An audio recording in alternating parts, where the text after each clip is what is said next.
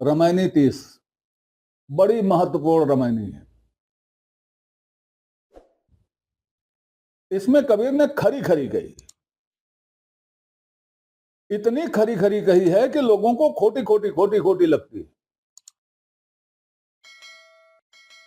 वो ये नहीं देखते हैं कि ये खरी खरी कहने वाला केवल कबीर ही नहीं है, इसके पहले भी लोग कह चुके हैं, लेकिन जो लोग कह चुके हैं वो तो भगवान हो गए।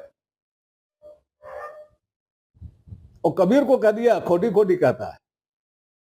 भगवानों को कोई नहीं कहता खोटी खोटी कहते हैं। देखिएगा, मैं पहले पाठ कर देता हूं।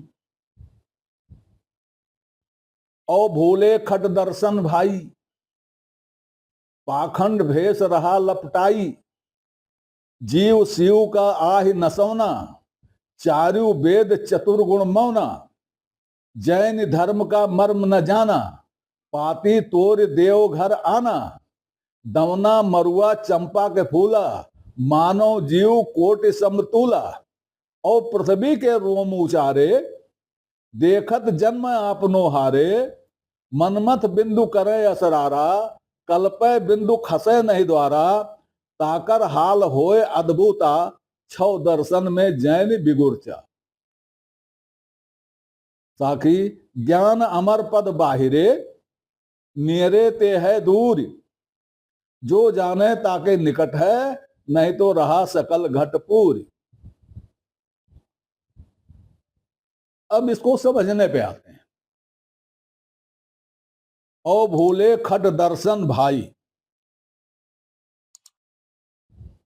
यहां एक शब्द है भाई। इसका मतलब कि ये जिस खट दर्शन की बात हो रही है, ये खट दर्शन वो वाला खट दर्शन नहीं है। वेदांत, सांख्य, योग, ये वाला खट दर्शन नहीं है, क्योंकि इसमें भाई है। तो ये खट दर्शन वो वाला है जो भाई लोगों के पास है, जो भाई लोग ओढ़े हुए हैं। एक खट दर्शन कौन कौन सा है पहले बताया हूं, फिर से बताते हैं। जोगी जंगम सेवड़ा सन्यासी दरवेश, छठवां कहिए ब्राह्मण, छो घर छो उपदेश। ये 6 दर्शन है,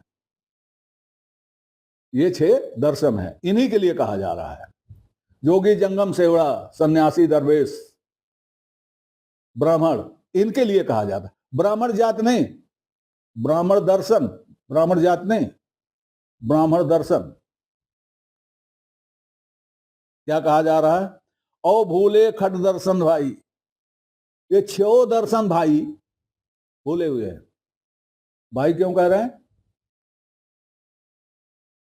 भाई क्यों कह रहे हैं? ऐसे नहीं भाई कह रहे हैं, चमचेगिरी में भाई नहीं कह रहे, भाई है वो। क्यों? कबीर ने कहा हरिजन सही न जात, भगवान के जो भक्त हैं उनके समान कोई जाति नहीं है। भगवान के भक्त कई प्रकार के हो सकते हैं, भगवान के भक्त कई तरह के हो सकते हैं। उसी में भगवान, आखिर जो दर्शन 6 दर्शन ये जो बता रहे हैं, ये भगवान की, किसी भगवान की तो भक्ति करते हैं, चाहे इस रूप में, चाहे उस रूप में, चाहे उस रूप में, चाहे निराकार में, चाहे सगुण में, चाहे जैसे। वैसे जैन और बौद्ध धर्म को नास्तिक दर्शन कह दिया गया, लेकिन वो नास्तिक दर्शन नहीं है। हमने अभी पिछले अंक में ही उदाहरण दिया था, हे गृहकारक दिट्ठोवासी, ये बुद्ध वचन है। ये कौन सा गृहकारक है जिसको उन्होंने देख लिया है? तो जिस गृहकारक को उन्होंने देखा वो क्या है? उसी को तो देखने दिखाने की बात कबीर भी कर रहे हैं, सब कर रहे हैं। उसी को देखने दिखाने की बात तो तुलसी कर रहे हैं, सूर कर रहे हैं। अब कोई कैलाश में देखना चाहे, कोई यहां देखना चाहे, लेकिन देखना तो चाह रहे हैं दोनों ना। वैसे नास्तिक हो गया, खैर वो अलग बात है। तो भाई इसलिए कहा कि जितने हरि के भक्त हैं अच्छे भक्त हैं, बुरे भक्त हैं, ऊंचे भक्त हैं, नीचे भक्त हैं, कम भक्त हैं, ज्यादा भक्त, इससे मतलब नहीं, भक्त हैं तो उनकी एक जाति है। कबीर भी भक्त है उसी जात के, तो भाई हुए। तो औ भोले खट दर्शन भाई, लेकिन अपने को अलग करते हैं। यहां कहां पाखंड भेष रहा लपटाई। इन लोगों ने पाखंड भेष रूप पाखंड लपटा रखा है। ये जितने छह दिखाए जोगी जंगम सेवड़ा ब्राह्मण, इन सब का एक बेस है, सेट बेस है, और इनकी जितनी शाखाएं हैं उनके उतने बेस हैं। इनका उसी तरह का व्यवहार है अदल बदल के। तो ये जो है पाखंड भेष में सारे भेषों को आप ले लीजिए।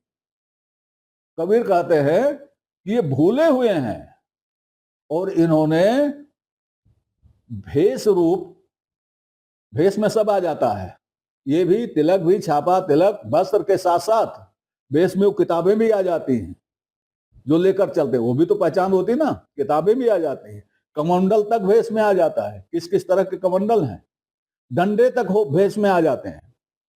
तो भेष बड़ा विस्तृत शब्द है। और कहते हैं कबीर कि पाखंड भेष, पाखंड का भेष इन लोगों ने लिपटा रखा है अपने चारों, भूले हुए हैं। अब इसको कहते हैं कबीर, ये क्या है, ये जो पाखंड भेष लपटाए हुए हैं, ये क्या है? जीव शिव का आह नसौना। जीव माने जीव, जानते हैं आप, शिव का मतलब कल्याण, शिव कल्याण, शिव कह दिया तो कल्याण पक्का हो गया। जीव शिव का आह नसौना, यह जीव के कल्याण का नाशक है। कौन सा? छह दर्शन नहीं, ये भेष रूप पाखंड, ये जीव के कल्याण का नाशक है। अब आ गए वेद पर। जिनसे ये निकले हैं, चारों वेद से कहा जाता है निकले हैं, सब कुछ चारों वेद से निकला है, उन पर प्रहार करते हैं कबीर।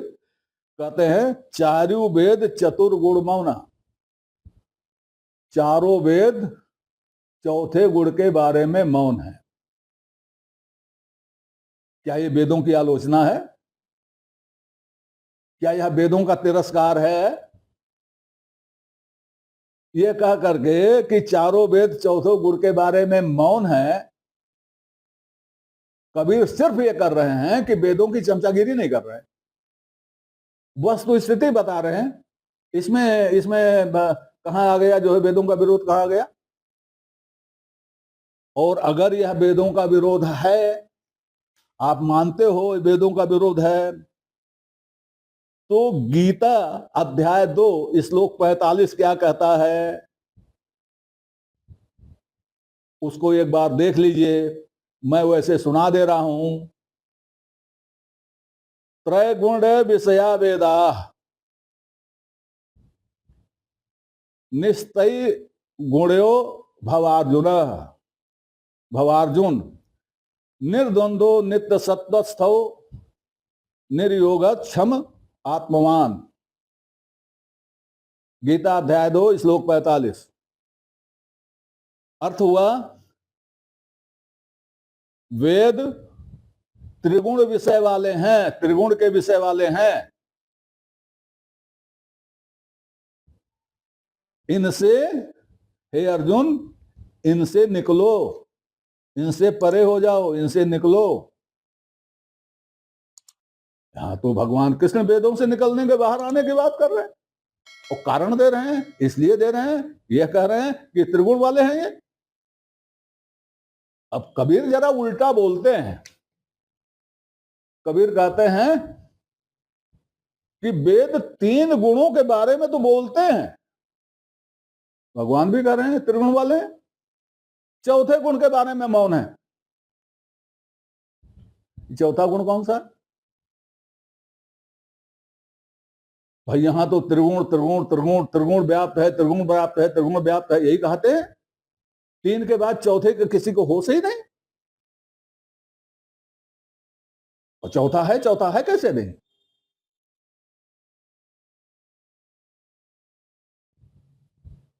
ऊर्ध्व जड़ वाले वृक्ष की बात हो गई है कि उसकी डालियां, उसके बर्रो, उसके तने जकड़ रखे हैं पूरी दुनिया को। वो वेद ही तो हैं, वेद की शाखाएं ही तो हैं जिन्होंने जकड़ रखा है। और त्रिगुण से वो पोषित होते हैं, और त्रिगुण वाले हैं वो। तो जब उससे बंधे हुए हैं तो मोक्ष कहां होगा? मोक्ष तो चौथा गुण है। तीन गुणों से रहित हो जाना चौथा गुण है भाई। तीन गुण हैं आप कहते हो, एक ऐसी चीज है जिसमें तीनों नहीं है, तो चौथा हो गया कि नहीं हो गया? अब इसका प्रमाण देखिए। भगवान कृष्ण ने कह दिया। आदि स्वामी शंकराचार्य क्या कहते हैं? कहते हैं साधक को चाहिए कि वह सत और रजस की शक्ति से पहले तमस को हटाए,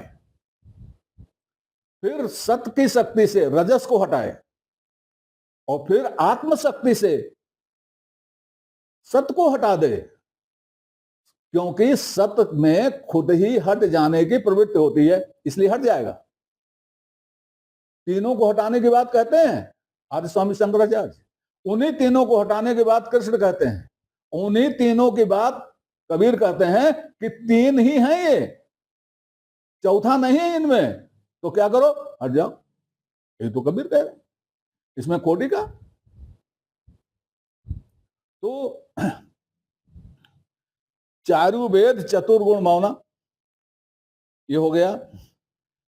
इसमें कबीर ग्रंथावली में भी ये जो है रामायणी है, 37वीं रामायणी है कबीर ग्रंथावली की। और उसमें थोड़ा सा अंतर है। उसमें है जैन बौद्ध और साकत सेना। जैन बौद्ध और साकत सेना और चारवाक चतुरंग विहुना। चारवाक चतुरंग विहुना वेद उसमें भी है, लेकिन उसमें ये पाठ भेद है। खैर वो जब आएगा तब उसको देखेंगे। अब आगे देखिए, जैन धर्म का मर्म न जाना। अब यहां से आगे की जो चौपाइयां हैं वो जैनियों के विरुद्ध हैं। और मेरा ख्याल है कि जैनियों के विरुद्ध एक मुस्त कहा है कबीर। बौद्धों के विरुद्ध नहीं कहा है, जैनियों के विरुद्ध एक मुस्त कहा है। क्यों कहा है, कैसे कहा है? भाई बुद्ध ने भी कहा है। खैर वो अलग बात है, वो देखिए। अब कह रहे हैं जैन धर्म का मर्म न जाना। जैनियों ने धर्म का मर्म ही नहीं जाना। पाती तोड़ देवघर आना। वे देवघर माने आप मंदिर समझ लीजिए, जैनियों का जो मंदिर देवघर, पाती तोड़कर, पत्तियां, फूल पत्तियां तोड़कर लाते हैं। दौना मरुआ चंपा के फूला, ये फूल पत्तियां हैं। दौना मरुआ और चंपा पौधे हैं फूल वाले। मानव जीव कोटि समतूला, इनके दौना मरुआ चंपा के फूल और पत्तियां ला करके लाते हैं चढ़ाने के लिए, जबकि कहते हैं कि इन सब में जीव है। जैनियों को इस बात के लिए समझा जाता है कि वो कण कण में जीव मानते हैं और अहिंसा के बहुत बड़े पोषक हैं। आज भी जैनी संत मुंह पे लगाए रहते हैं, इस नाते कि वायु के साथ कीटाणु न चले जाएं, हिंसा हो जाएगी। दिन डूबने के बाद वो भोजन नहीं करते, ये सब हिंसा से सब है। तो कबीर व्यंग करते हैं कि सब में जीव तो देखते हैं, लेकिन फूल पत्ती तोड़ करके और मंदिर में जरूर लाते हैं चढ़ाने के लिए। फिर आगे कहते हैं और पृथ्वी के रोम उचारे, देखत जन्म आपनो हारे। ये तो अपने सामने देखते देखते अपना जन्म हार जाते हैं। ये भी आपने सुना होगा कि अंतिम समय में ये लोग उपवास करके अपना जीवन त्याग देते हैं। तो देखत जन्म आपनो हारे और पृथ्वी के रोम उचारे, और ये शरीर के बालों को उखाड़ते हैं। पृथ्वी शरीर के बालों को उखाड़ते हैं। और पृथ्वी के रोम उचारे, देखत जन्म आपनो हारे। आगे 2 चौपाइयां और हैं, इन पर चर्चा आगे होगी। तब तक के लिए नमस्कार। आपसे निवेदन है कि श्रृंखला को अपनी लाइक दें, इसको सब्सक्राइब करें और कमेंट बॉक्स में जाकर अपनी टिप्पणी प्रस्तुत करें, अपनी जिज्ञासा व्यक्त करें, अपने प्रश्न पूछें। यथा समय आपकी जिज्ञासाओं और प्रश्नों का समाधान करने का प्रयास किया जाएगा। धन्यवाद।